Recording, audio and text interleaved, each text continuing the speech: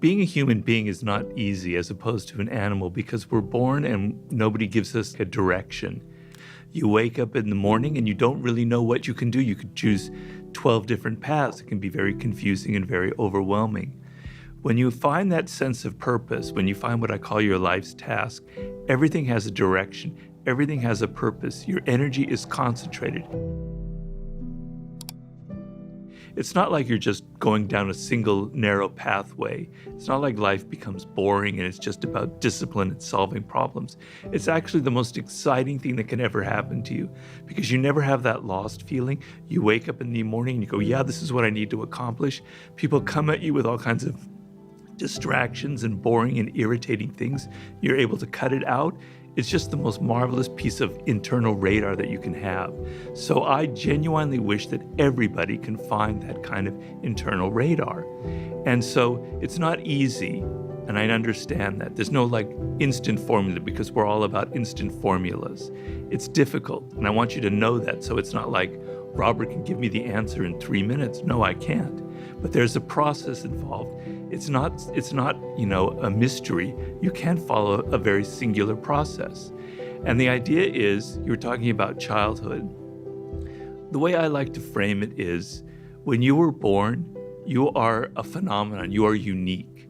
Your DNA has never occurred in the history of the universe, going back billions of years. It will never occur in the future. Your life experiences with your parents and everything that you experience in your early years going on up is unique. It's yours. You're one of a kind, right?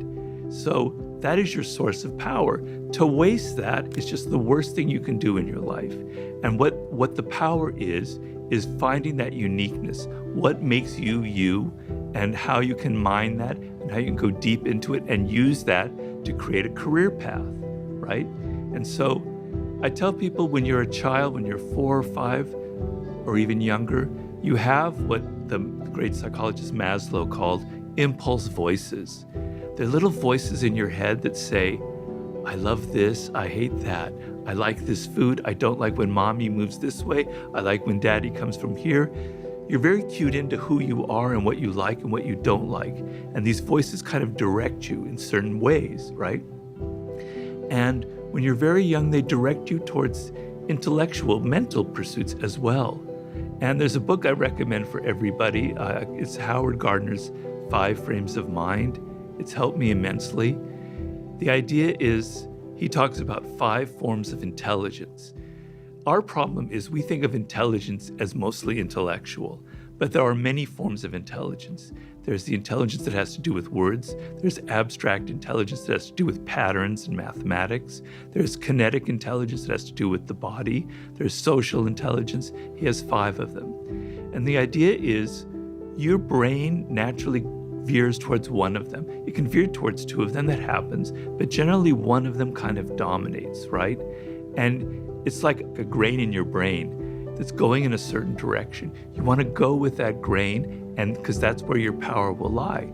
So when you're young, if you go back and think about when you were 4 or 5, you can maybe get a picture of some kind of direction or voice inside of you that was impelling you towards this.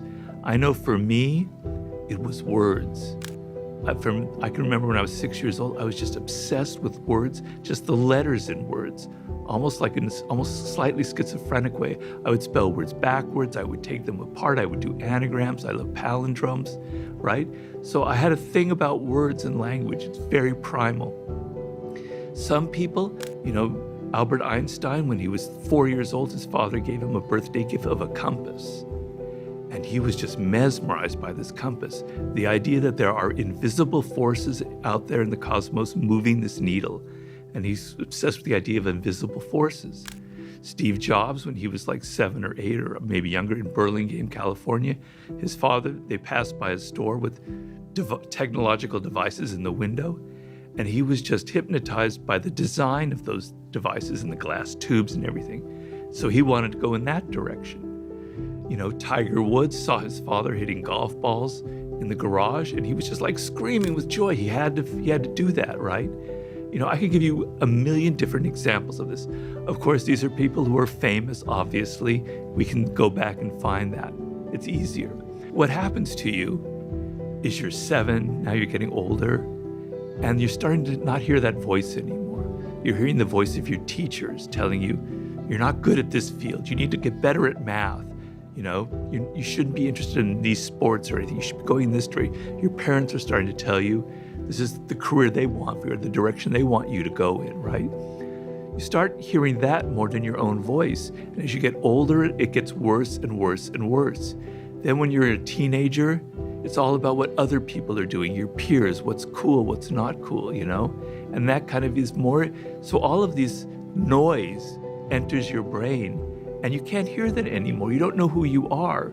And so you go to college, you kind of maybe choose a major that seems practical, that your parents want you to go into. Maybe you kind of wander around, you're not sure. And then you enter the work world without that inner radar that I'm talking about, and brother, you're lost, right? Where should I go? Well, I need to make money, right? And so you make a choice based on the need to make a lot of money.